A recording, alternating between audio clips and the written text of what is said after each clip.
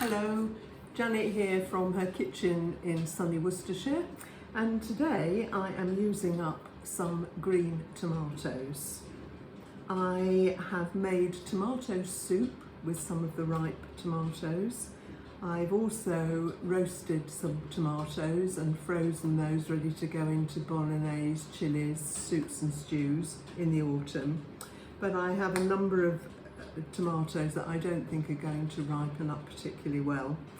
And so I have got 500 grams of green tomatoes, 200 grams of cooking apples. These are off my tree. They're a cooker eater, so I've used them every year for years. 250 grams of yellow white onion.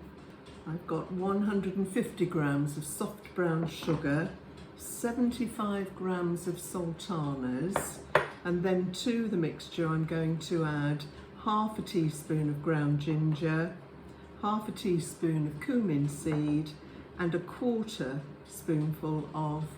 teaspoonful of mixed spice. And I'm also going to add 250 ml of malt vinegar. First of all, the ingredients need to be chopped and prepared ready for the pot.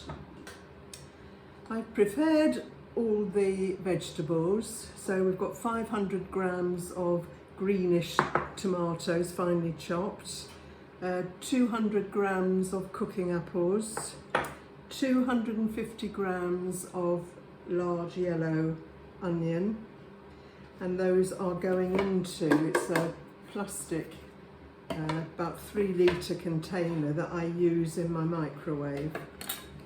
I should have said I'm going to microwave this.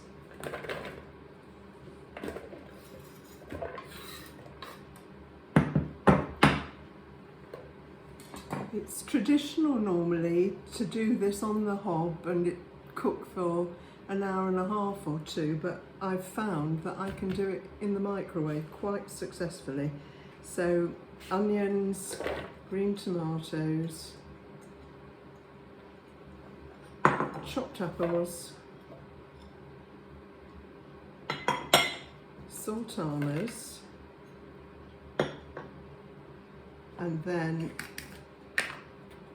half a teaspoon of cumin, half a teaspoon of ginger,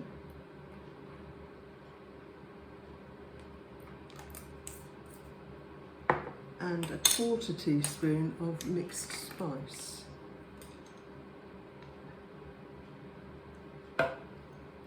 Now, I'm going to cook this in 2 halves. So to begin with, the 250 ml of malt vinegar goes in. I'll just get the use a wooden implement for this. Just stir it around. Now the sugar I'm going to leave for the second half of the cooking. So to begin with, mix this around, and then the lid goes on, and I'm going to cook that for 15 minutes in the microwave on full power. Mine is an 800 for if you want to compare, but I'm not sure that the times are critical. And then I'll show you after the 15 minutes and we'll put the sugar in. Now this has had 15 minutes. Just be careful when you take the lid off because there's a lot of hot steam in there. Can you see? Just watch yourself. Stir it around. Everything should have softened up quite well, and it has. And now I'm going to add the sugar.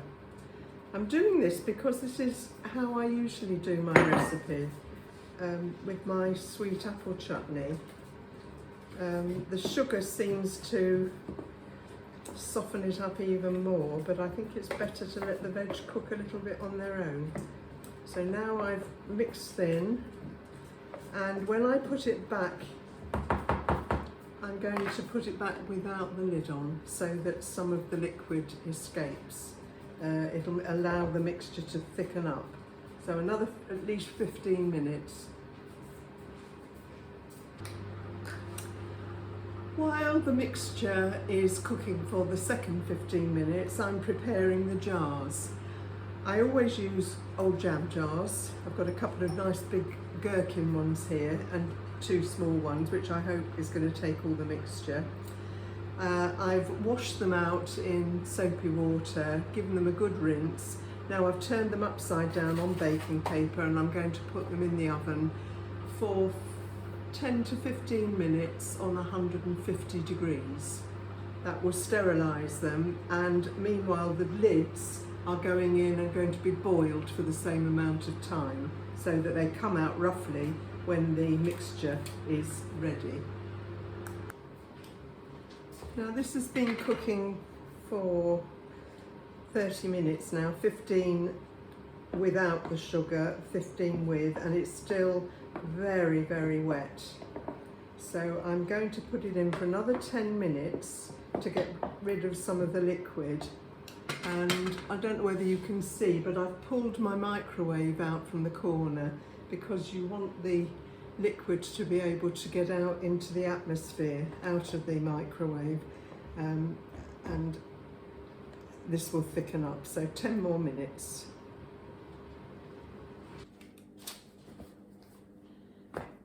Now, the mixture has had to have an extra 10 minutes. And I think the difference is when I usually make chutney, I use apples, which don't have so much water content. With tomatoes, I think there's a lot more water, and therefore it's taken another 10 minutes on top. You'll know when you've reached that point because it starts to look thicker and there's not such a lot of liquid in the mix. So just bear with it. I've got jars that have just come out of the oven here. So they are sterilised now. I'm not sure how many I shall be able to use.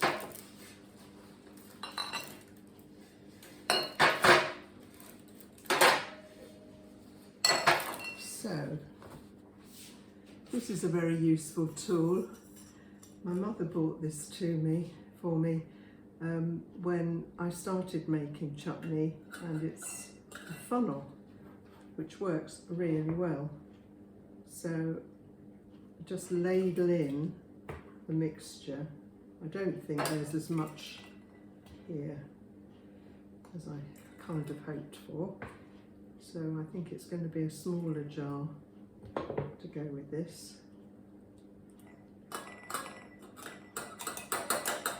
Up to the top. If I just show you, I've got some wax discs here. Pop that in on the top to form a seal.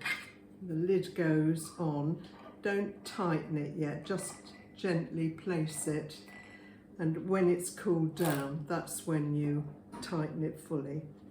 Now I think I'm going to probably use this jar. This is a pound jar, but I don't even think I've got enough for that. So we will see. Oh, I don't know. It's looking all right. So about 3 pounds of mixture from that lot of ingredients. Yeah, that's just right. And there we go. Another jar. I don't know which one. I think that's a bit small. Pop that in. Cover the mixture. And then the top on, just loosely on. Leave it to cool and then tighten it up before you store it. Now the all-important thing, a label, green tomato and apple chutney, and the date and the year to go on the side. I love it when I've got jars with all these labels on. I feel so wholesome.